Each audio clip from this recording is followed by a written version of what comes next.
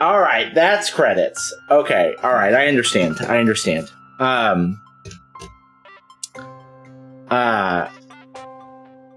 Wow. Okay, all right. First things first.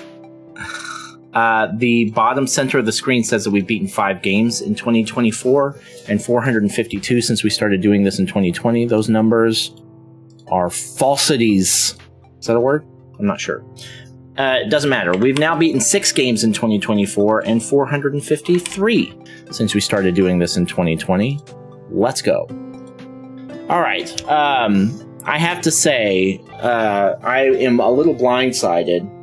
But yeah, let's talk about the quality of this game. Not the quality, how much I enjoyed it and why. It's not really about objective quality. But I was blindsided because I'm putting it together now, but I thought there were 11 levels in this game, and I'm realizing now that 10 and 11 are DLC. So I don't play DLC generally, with very rare exception for very specific reasons, and this would not fall under that. So we are done with the game. Maybe one of these days when I start playing DLC, I'll play it, but not right now. I think I have to pay for it, actually, because it's not part of PS Plus or something. Anyway, so I'm not going to do that. I enjoyed this game quite a bit. I think definitely it is a good game. No doubt about it. It's quite simple. It is a puzzle platformer. I did not know that going into it, so that was a fun little surprise for me. I didn't know anything about this game. I wanted to play it because it's leaving PS Plus. And I'll probably watch a video of the last 2 levels just to see what happens to the story, because the story ends on kind of a cliffhanger.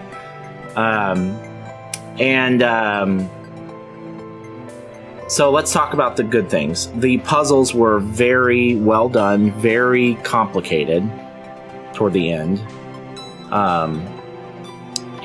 But not too much. Not too much that I was really sweating. Well, I was sweating, but not so much that I was worried at any point I was going to have to look up a solution. So for my small brain abilities, this was about as difficult as I would want it to be, but it was right there on the line. So I'd say it was really good at that. The story is really cool.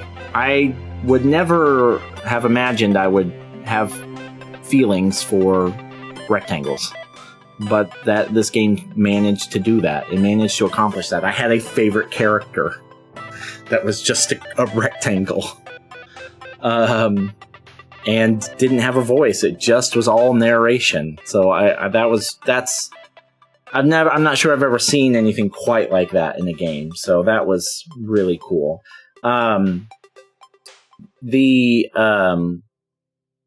game that I kept thinking of as I was playing this, that it reminded me of the most, was Superliminal, because it's this simple idea that they use as a vehicle for a story that is much more, that transcends a game, just the gameplay, right? I thought that was really cool. I don't think it did it quite as well as Superliminal.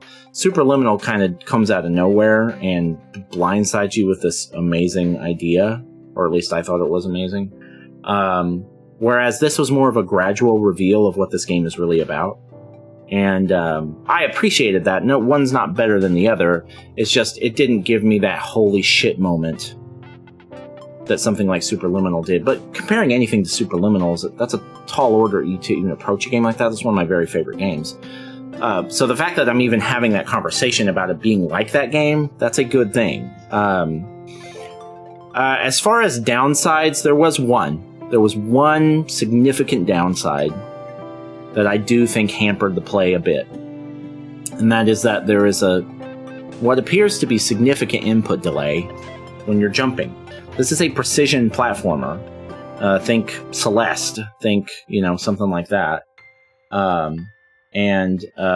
It was not very precise at times, and that really bugged me. I felt like it could have been an easy fix. I'd be curious to know if other people had that same experience, but for me, there was a significant input delay that made it hard to do certain very precise jumps. And that feels like a pretty big oversight because that's all that this game really is platforming. So I really didn't like that. But I got used to it as the game went on. And although it bugged me a little more as the game went on because it required a lot more precision as the game went on, I still got used to it enough that it wasn't a huge distraction toward the end. But it was an obstacle, and the game would have been better without it. But that's really the only thing that I can say negatively against this game. The only other reason this game isn't going to rank in the top 50 is that it didn't really elevate to those, like, oh my god, this game is amazing moments, set pieces, whatever, that you get in even something as simple as Superliminal. Superliminal's in my top 20 ever, I think. And this game just didn't quite go there. It went places, though. It definitely went places. And it's definitely going to rank higher than a lot of puzzle games that I've played. I would say that this is a good, solid A tier, B tier maybe, when it comes to puzzle games. You know, when I think of the quality of this game, I think of games like Brothers: A Tale of Two Sons. That's another game that's actually very similar in mechanics of that you have these two different characters that have different abilities, and you have to rely on each other to solve problems together. And it's also a game that has that fun gameplay, but also has a story behind it that's very powerful. And so, you know, when I think about where I'm going to rank a game like this, I'm going to think of like something like that, because I think it's about as good as that game. And that game is ranked respectably. It's not top 50 or anything, but it's up there. And it's a very good game. And this was a very good game too. If you like games like Superliminal, Brothers: A Tale of Two Sons, even Portal and Celeste, and you know, anything with puzzles, platforming, this is a good one. This is a good puzzle platformer. Cocoon, it's really good. It was good. All right, yeah. I mean, I'd say, you know, B+ to A- this game. The only reason it wasn't S rank is, like I said before, it just didn't quite blow my fucking socks off, you know. But it was very good. It was very good. All right, that's it. One more order of business before a couple more, but one more order of business when it comes to this game. And I just want to see, okay, yeah, so it goes down to 9. Okay. Cool. All right. That's it. Thomas was alone. It's been fun, but we are now going to delete you from our console and never play you again. Bye!